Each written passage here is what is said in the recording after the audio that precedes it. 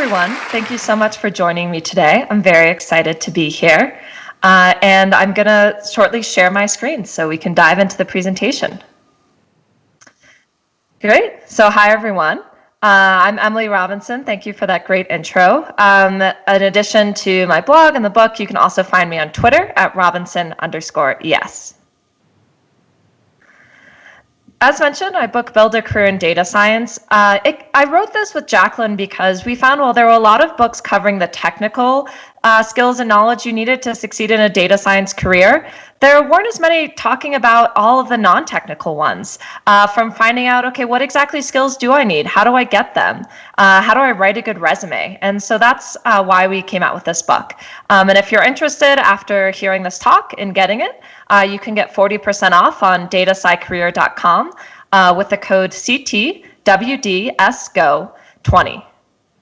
So today in this talk, I'm going to be covering the first 5 chapters of the book because the book goes from getting started with data science, finding the job, all the way into settling into data science and even growing in your role to dealing with failure and leaving a job. But today we're just going to focus on the first 5 parts of getting started and the first steps of finding a data science job. I want to start out with what is data science because, of course, like folks attending here, I assume, you're familiar with it, but there's so many definitions going around. And I really like the definition from Cassie Kozikoff, which is that data science is the discipline of making data useful. And I really like that because this is a really, sort of big tent approach. And to clarify, it's not necessarily that, anyone who works with data can necessarily have the title data scientist, but just like most of you write during your jobs, write as part of your work, and good writing is a critical skill. You wouldn't say you're a professional writer, but you do use writing as part of your work. And I do think data science is about working with data and helping make that useful. So some of you have probably seen this classic Venn diagram on data science, which is from Drew Conway, now about 7 years ago, and that data science is the intersection of hacking skills, math and stats, and substantive expertise. So we updated this a little bit for our book, but it's very similar in the 3 main areas, but we clarified really hacking skill here means programming and databases, and domain knowledge is substantive expertise. And what I like about this is we also break down data science, and I'll talk about this more later in the presentation, into 3 areas of analytics, machine learning, and decision science. And these areas have different weights on the 3 ways that make up data science. So analytics, for example, has more around programming and databases and domain knowledge, and some math and stats, but a little less math and stats than, for example, in decision science. But we'll get to that in a bit. Let's start out with, well, first, what do these 3 things mean? What exactly do you need to know when I say programming and databases? So I think the 3 main things you need are either R or Python, SQL, and Git. So R and Python, there's, some of you may have seen these language wars. In terms of picking which one, I always recommend, 1, looking at data science jobs you're interested in their job descriptions and seeing, oh, it turns out, I'm really interested in this type of data science, and 95% of the jobs I look at ask for Python. Okay, so in that case, you're probably gonna want to go with Python. But, if you don't see that, you can try both of them. But I really recommend, at least at the beginning, sticking with one and really investing it rather than becoming at a medium level in both, trying to dive more into one of them. SQL is a skill you need to interact with databases. Most jobs, not all of them, but most jobs, you'll be working with a SQL database. You'll use SQL to access it. And so that's really, kind of the ground level you need, because how can you work with data if you don't have it? But the good news is SQL, the SQL knowledge you need to know to get started in a data science job, you can probably learn in a weekend. And if you need to get more advanced, you can do that later. And finally, Git. Git is version control. And what that helps you do is, 1, you're going to almost certainly need it working with a data science team because you collaborate with GitHub. And the reason you use this and use Git is because this ensures that you never overwrite anyone else's work by accident, and also that it saves a log of the work you've done. So for example, you can go back and see by looking at the commit messages, what exactly, was done, when, and by whom. So these are the foundational skills. And math and stats. I break this down into a couple of parts. The first is knowing what techniques exist. So for example, if someone comes to you and says, hey, I need to group customers together, you realize like, oh, I should try clustering. That's a technique for grouping individuals. Second, how to apply them. So in this case, how would you do a k-means clustering in R or Python? And finally, how to choose which to try. So what clustering method would work best? Because there are dozens of them. And one method, of course, is you could simply go through each one. But if you know a bit more about the underpinnings of each method, where they work well, you'll be able to figure out more quickly, which ones are worth trying, which are likelier to work better. And finally, domain knowledge. So I really like how Renee Teat, who you might know on Twitter as @BecomingDataSci, breaks this down. So first, when you're working at a company as a data scientist, you're not going to get a data science question. You're going to get a business question. You're going to get something like, how can we split our customers into different groups to market to? And you need to translate that to, how can we run a clustering algorithm to segment customer data? So again, you're not going to get this data science question off the start like you would maybe in a Kaggle competition where it's like, okay, predict, this exact thing, and here's the metrics you're going to be judged on. You're going to have to derive that from the business question you're getting. And then, you get a data science answer. So for example, you apply k-means clustering and you find 3 distinct groups. But that's not what you want to give back to the business. You need to do the final step of saying, oh, to the business, here are 3 types of customers: new, high spending, and commercial. And k-means algorithm is not going to assign those labels. You need to do that. And part of how you do that is by your knowledge of, okay, what are the interesting things about customers that might predict how we should market to them. So I find the different tables where all of those things are stored. I put them together, and then I look at those once we have divided the groups and figure out, all right, what would be a business-friendly way to describe these 3 groups.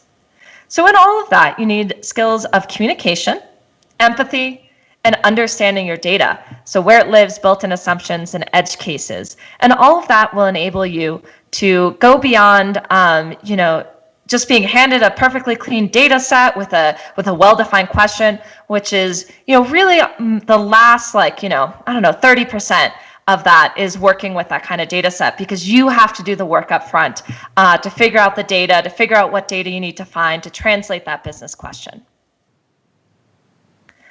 So how do I become a data scientist? This is a question that I get a lot.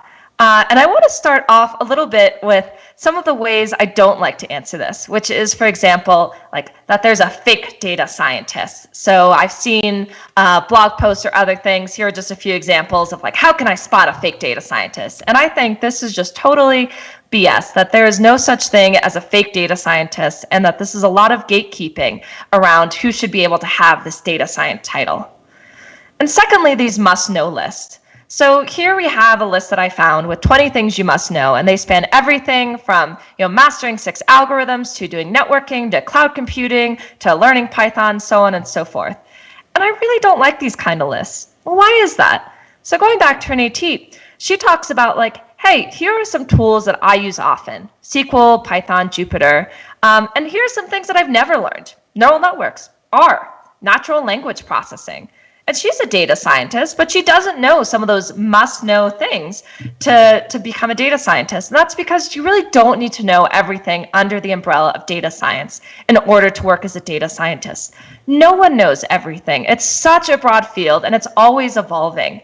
So don't let the paralyzation of, I got to take one more course, I got to learn one more thing, stop you from beginning your journey to become a data scientist.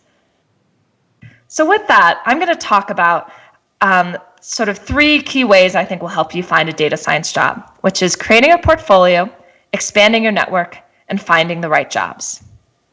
So first, creating a portfolio.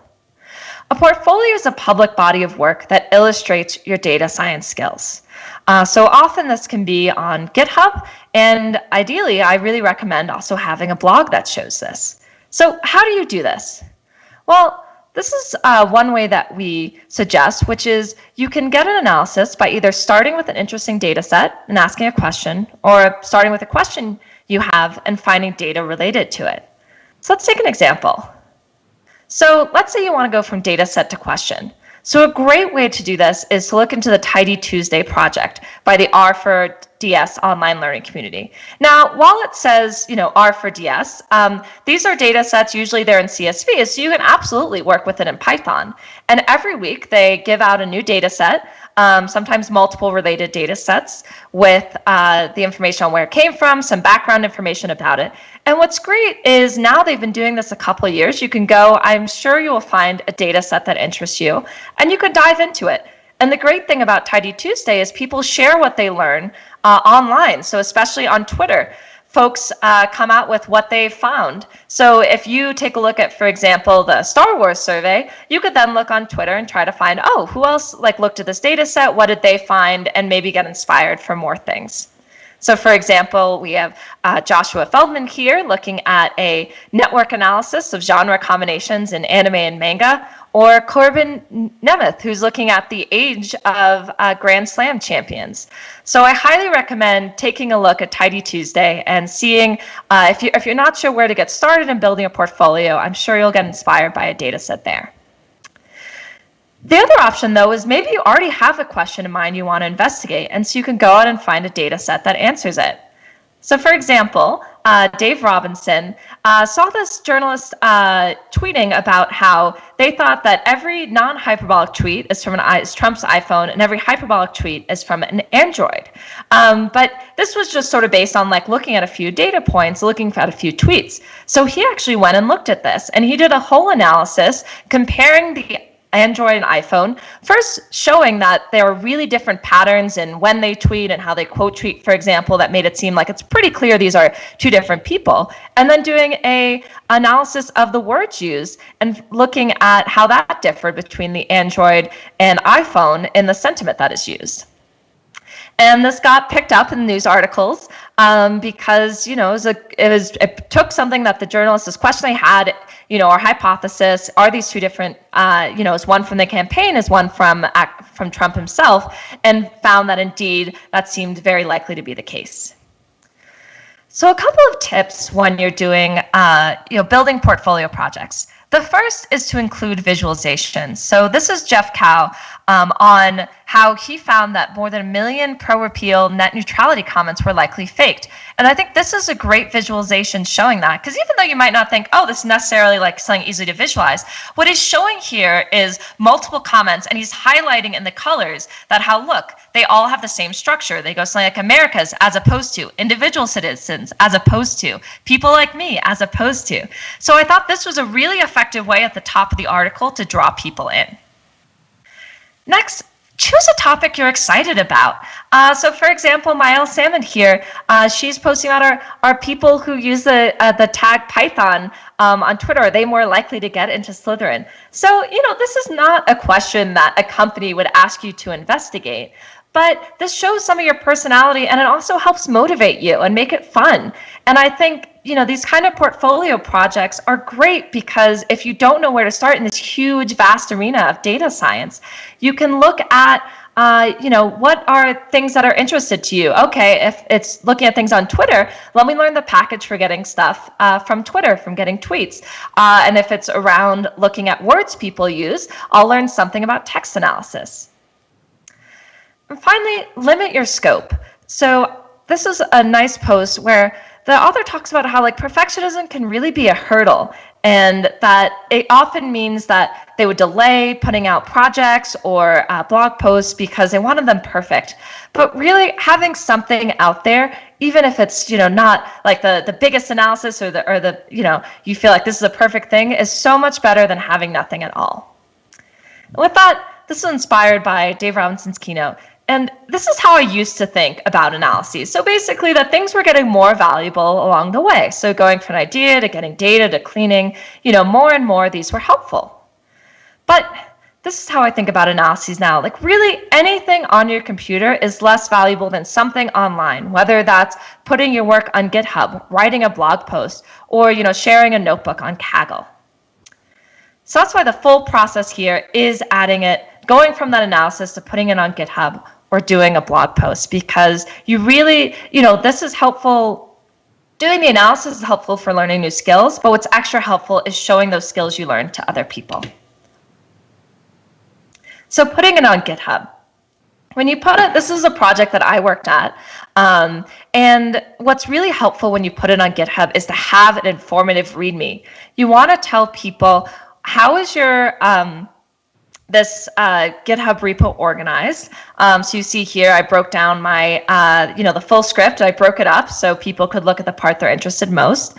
What the project was about, and also in this case, linking to an application I built, using R Shiny for people to play with this. So blogging, where do you want to blog? You've got a couple options here. So Medium and WordPress are two examples of things that are easy and quick to set up. You get some organic traffic, but there's a downside of less customizability and control. So if you're up for it, I really advocate for making your own blog. And this has gotten a lot easier over the years. So making your own blog allows you complete control. If you're into website design, you can, do all the customization you want with CSS. It's always going to be free. It does maybe take a little longer to set up, and you may get stuck debugging issues. So if you start down this path and you're a couple hours in and you're like, this is just not working, don't let this derail you from sharing your work. It's totally fine to share it through Medium, WordPress, some other thing that does the setup for you. So what are the things you could blog about? Well, you could explain an analysis. So here's someone blogging about analysis of the gender wage gap in Australia and showing some of the graphs that they came up with. You could teach a concept. So I'm a big advocate for the best teachers are often the folks who are just a couple steps ahead of you. So let's say you've just done a couple courses on neural networks or read a book. You are actually an excellent person to do an introductory blog post on this because you've just learned it. You're familiar with the misconceptions that people have. You can recommend how you learned, what you found helpful or not helpful.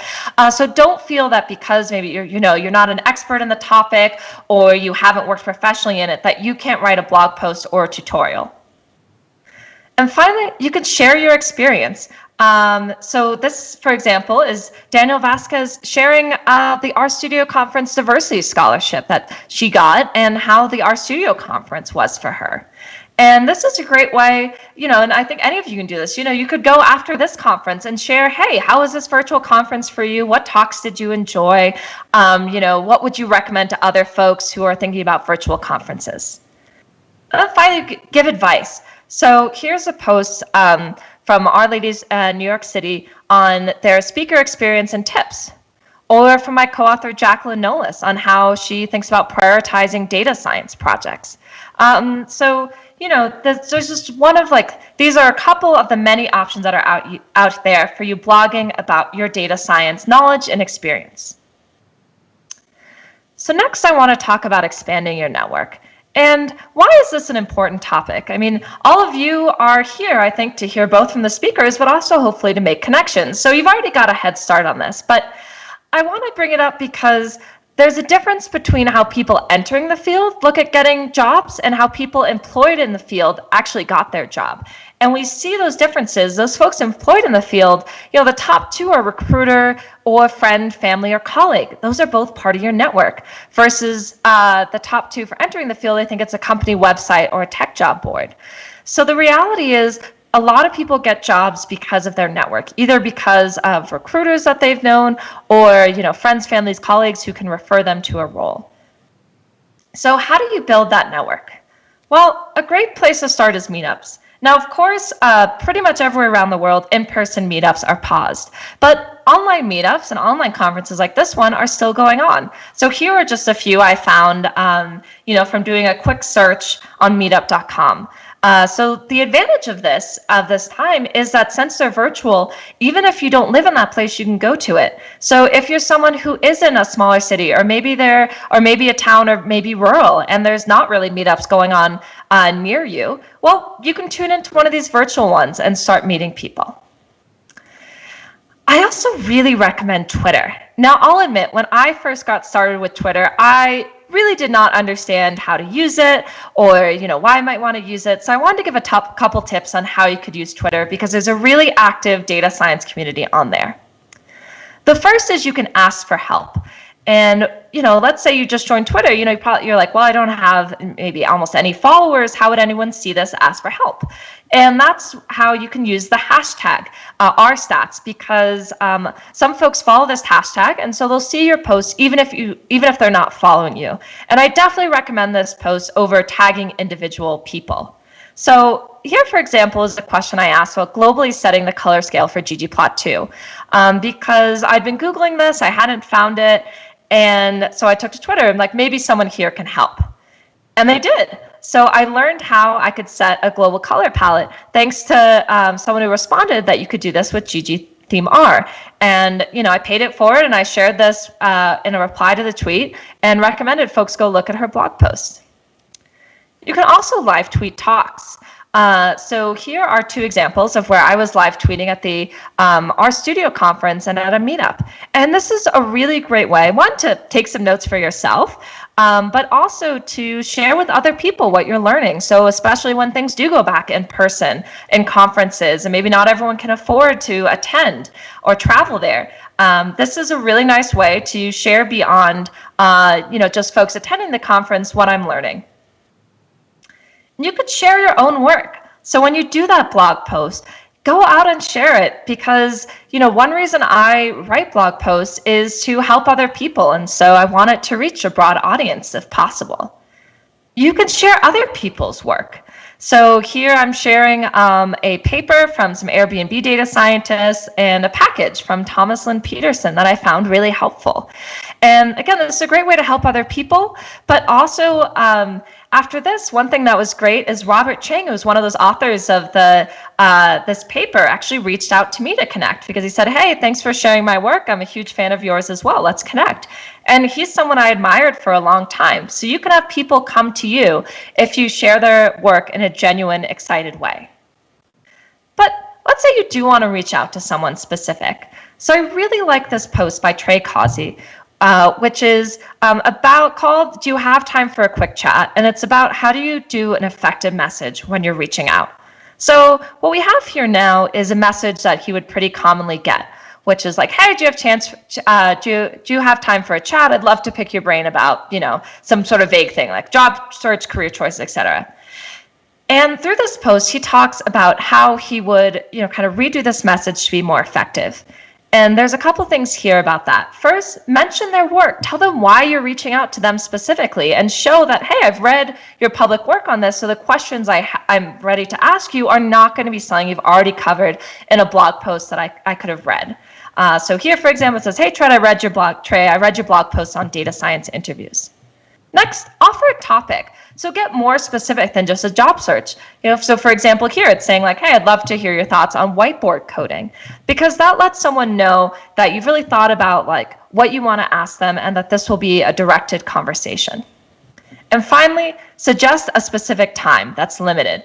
So rather than saying like, hey, I want to pick your brain, and the person is worried that this is going to last, a couple hours, say that, hey, can you spare 30 minutes sometime and, offer maybe also a few days that would work for you. So some of you may already have people that you're thinking in mind if you want to reach out to, but if you don't, I want to recommend a great website that Angela Bassa put together called datahelpers.org. So on the right here, I just took a couple of example profiles, but I think there's literally hundreds of people here.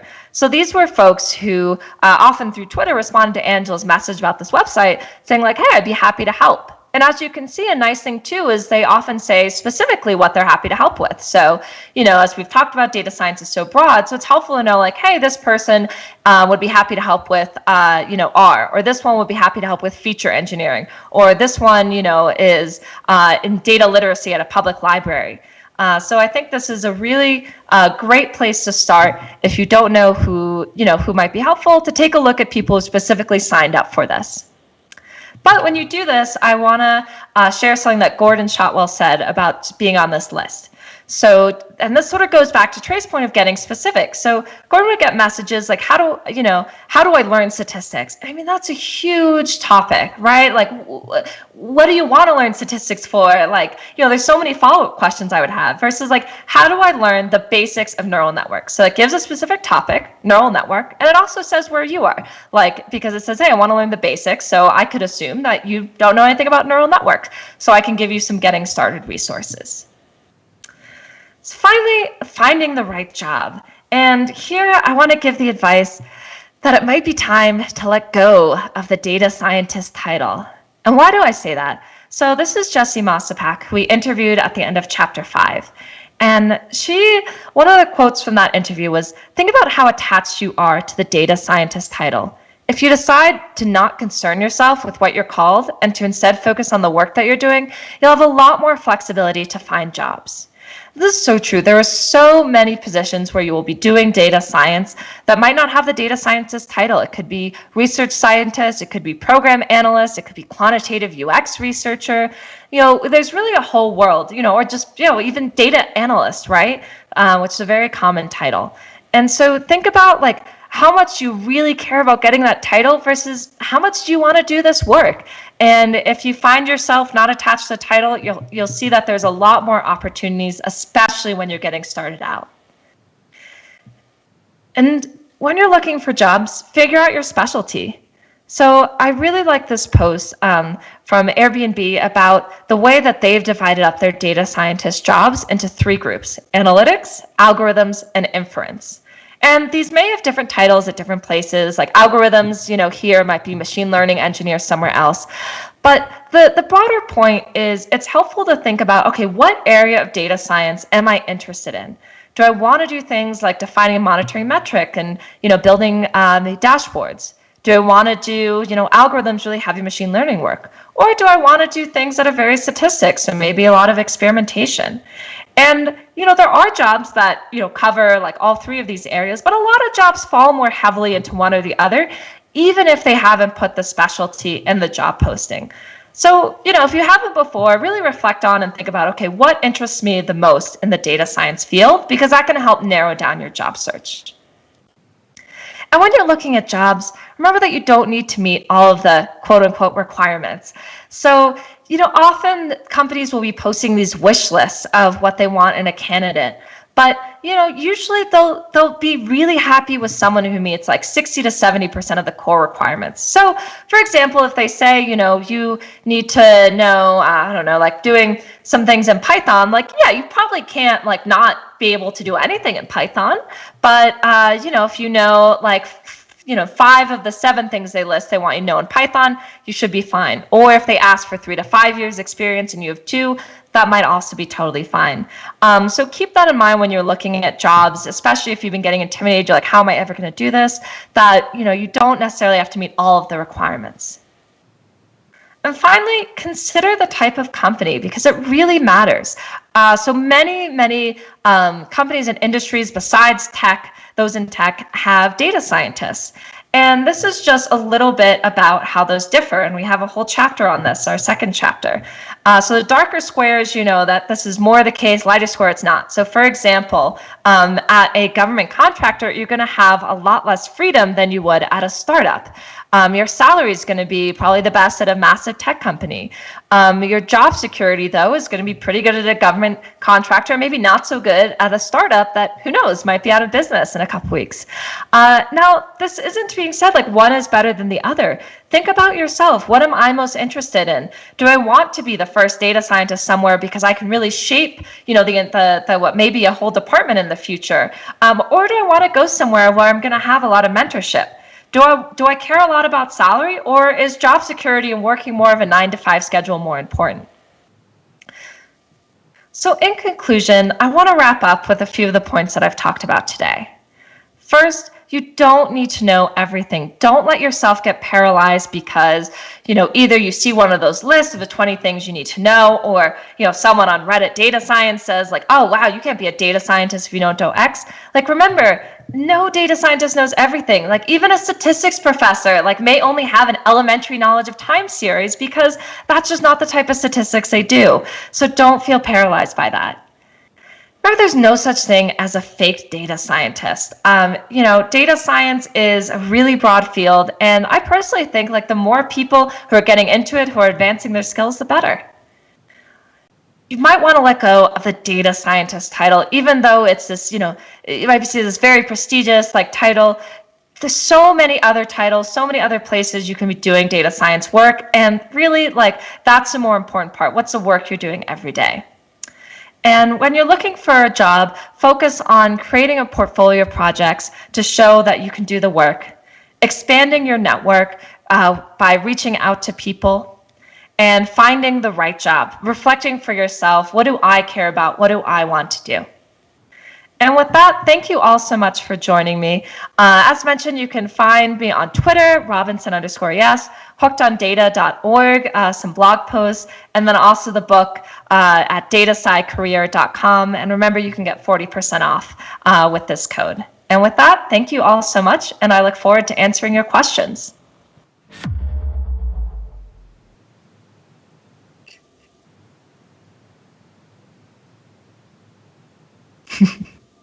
Well, thank you so much for that very interesting presentation, Emily. Now, I'd like to invite you to your very own DSGO live Q&A. The way it works is, attendees will send questions through the chat, I'll receive them, and I'll ask them to you. So, attendees, feel free to send your questions through the chat, and here we go. We have a first question coming in from Vishal Venkatesh, who asks, what should be the expected expertise in mathematics and statistics for a data scientist or to qualify for a data scientist job?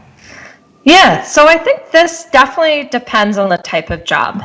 So for example, if you are going to be a research scientist at Facebook trying to devise a new statistical method for their experimentation platform, like that's going to need a whole other level of knowledge than someone who's more focused on the analytics side, which is often like, let me find the data. And a lot of times you might not even need a statistical test to know like, hey, we have a big problem here that the conversion's dropping off by a ton in this part of the funnel.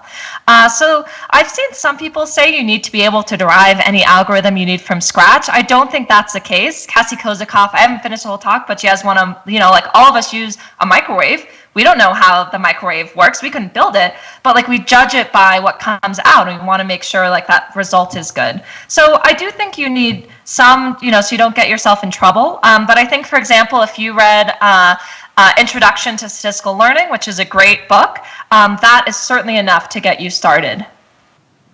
Okay, great. I hope that answered your question, Vishal. Moving on to another question from Sergio Vecchi. He asks, do you have any recommendations or advice for those who are in the transition from life sciences to data science and also leaving academia to the industry? Yes. So actually, I definitely recommend checking out my co-author Jacqueline Nolis's blog post on, I think it's like leaving the academic trap. One is to keep in mind that's a great background. It's pretty common for folks, especially I think in the life sciences. There's been a lot of people getting PhDs, a lot fewer tenure track jobs. Plus, you may be like me and discover academia is not for you. So in terms of advice, I think one thing that folks are worried about for people, especially coming with PhDs, is that they won't know how to work in a business context. So any experience you can get, whether it's like internships, if you went straight from undergrad to your PhD, is really helpful. And also maybe talking about that in the interview and saying like, hey, I recognize like one reason I'm excited to go work in industry is because I get to make an impact, is because I'm not going to take 7 years to publish a paper. Just reassuring them that you're not going to run into a hole, for 6 months trying to, derive the perfect algorithm and researching everything when they need an answer in a couple weeks. But there's a ton of people who've made that transition. You could potentially look into things like Insight. I think it's called the Insight Fellowship, which is for people with PhDs, the Data Science Bootcamp, that's free.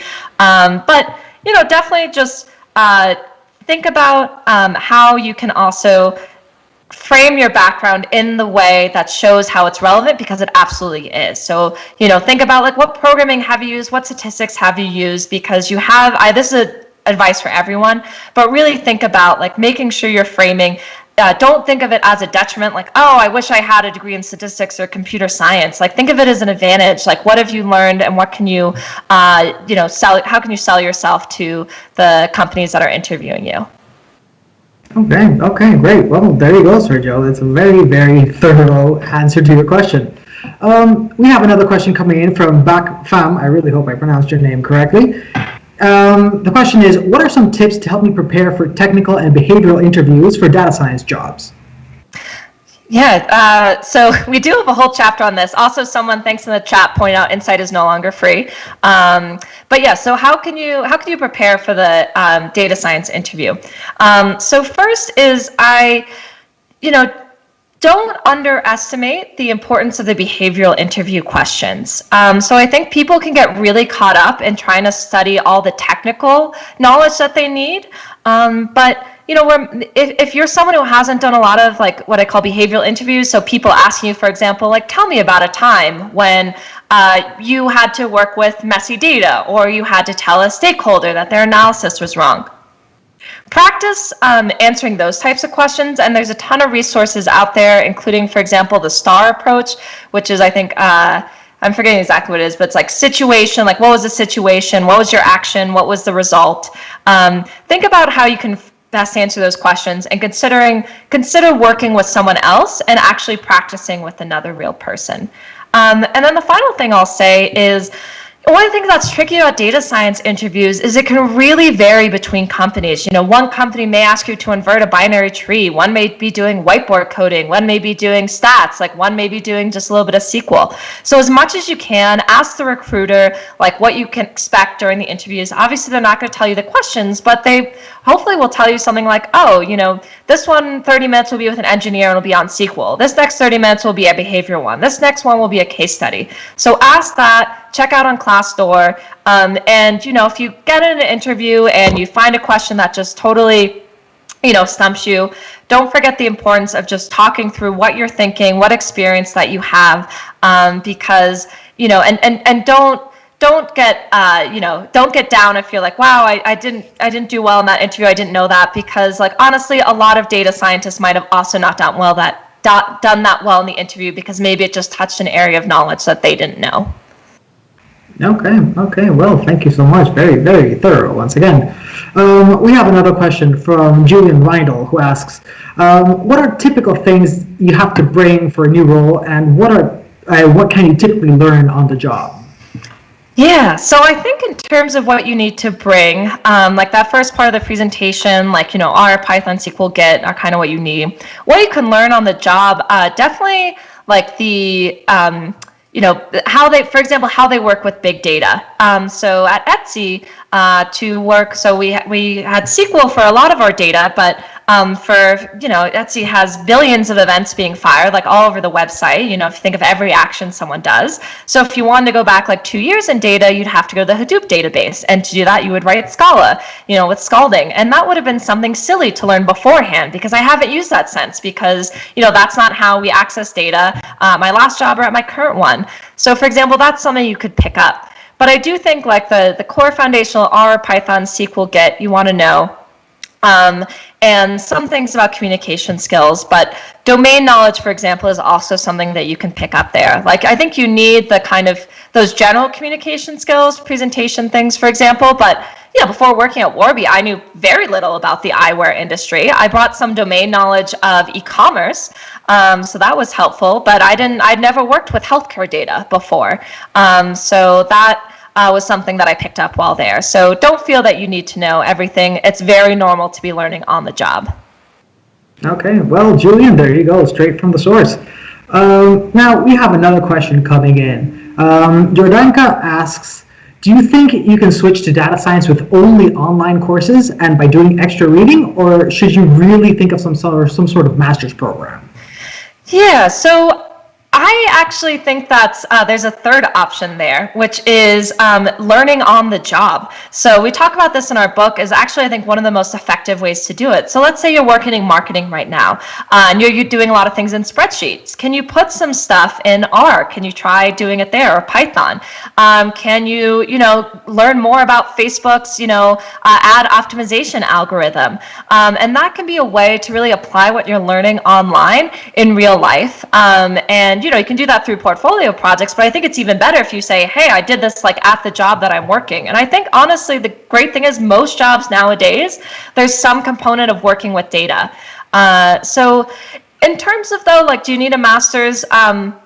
It's hard. It's a really individual thing. It depends, of course, on your financial circumstances. But I would at least try to like learn on the job, to build a portfolio, try applying to jobs, try seeing if, maybe you can't get a data scientist job, but could you do a data analyst job? So could you work, towards more data heavy jobs and then end up where you want to be?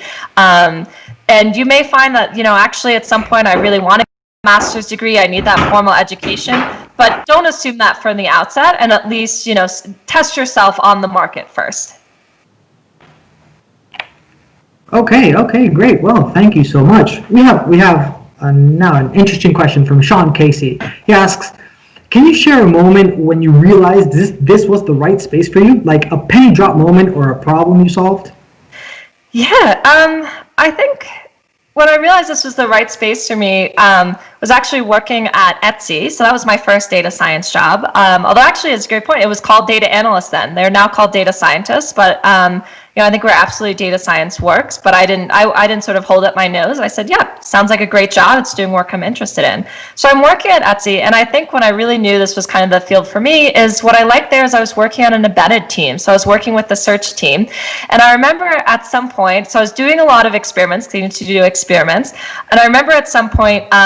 One of the engineers on the experimentation team, because Etsy had built its own house experimentation platform, asked one of the search team members, like, hey, is Emily Robinson helping out with this experiment? And he said yes. And so the experimentation engineer said perfection. So that was like a really nice moment where I realized, like, hey, I've been able to use my skills to really contribute to not just the search team, but also the experimentation team. And it was like a great feeling that I could see the results of my work in like the day-to-day things I was doing with my team to help them solve problems. Okay, great. Well, thank you so much for sharing. I think we have time for a couple more questions. Donovan Fox asks, Emily, can you talk about the benefits and drawbacks to transitioning your career in your current company or to moving to a new company? Yeah, I think so the benefit of transitioning in your current company is, so it depends on the company. So some companies, especially bigger ones, have very formal processes for if you're transitioning internally. So you might have to go through the whole process anyway, like a whole interview process. But if you're at a smaller company, like say a startup, that's 60 people, that's unlikely to be the case. And so the benefit there is you can start gradually taking on more related work. So that happened at my last company, where someone on the marketing team gradually was taking on more data work, coming to the data science team meeting. And he ended up transitioning into being a data scientist. So that's the benefit there. And I think that was an easier transition because folks at the company knew the good work he'd been doing. And so, I think an easier time transitioning there than doing it externally. But an advantage of going externally is that, maybe it could be that people in your current company, they're used to seeing you a certain way, and it could be like you're kept, being asked to do your old role as well because, you're still there, you're still kind of there. So a benefit of going externally could be that, well, one, there may not be an internal position that's relevant. That could, you really want to do machine learning, your current company doesn't need that. But two, that you sort of get this fresh start. And get to know, maybe like a totally different realm than what you've been doing before. Okay. Well, thank you so much. I think that pretty much covers all our time, all our slot for Q&A. And yeah, I think that's pretty much all the time we have. That was an awesome presentation and honestly an even greater Q&A. So attendees, I hope you all got the chance to pick Emily's brain and learn just what it takes to dive into this world of data science. Thank you once again for joining us, Emily. It has been great. It has been wonderful hosting you. And thanks once again for a wonderful presentation. Yeah, thank you all.